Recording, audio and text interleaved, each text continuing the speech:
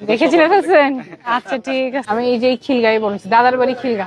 স্বতন্ত্রই দাঁড়াইছি, দল নাই, সংগঠন নাই, আপনারাই আছেন।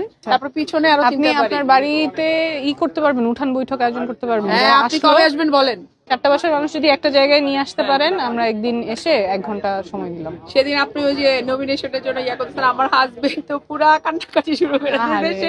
আপনার খুব ফ্যান। আপনাদের এই জায়গায় যদি কোনো মানে সহযোগিতা প্রয়োজন হয়, আমি অবশ্যই করতে এই যে আমরা আজকে তো মুগদাই কোনো কিছু আমি এই জায়গায় স্থানীয় আর কি, মানে আমার আত্মীয় স্বজন সবাই এই জায়গায় মিলতেছে না না?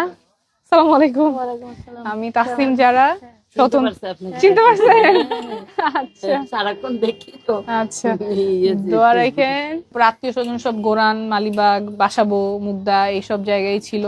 এখানেই বড় হয়েছি। ভিকারনেসে পড়ছি, এরপরে ঢাকা মেডিকেলে গেছি, ওখান থেকে ডাক্তারি পড়ছি, পরে বিদেশে ডাক্তারি পড়ছি, পড়াইছি। সব ছেড়েই আসছি যেহেতু দেশটা করার একটা নতুন সুযোগ আসছে। 10 টাকা তো নাই।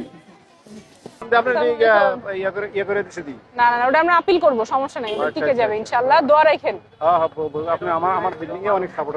তাই আচ্ছা, ওনাদেরকে জানায়েন আমরা আসি, মাঠে আসি, চালাতে থাকবো, কাজ চালাইতে থাকবো, সমস্যা নাই। আপনি এইখান থেকে গিয়ে সাইন দিয়ে আসছেন? আল্লাহ, অনেক আচ্ছা, থ্যাংক ইউ, নাইলে সম্ভব হইতো না।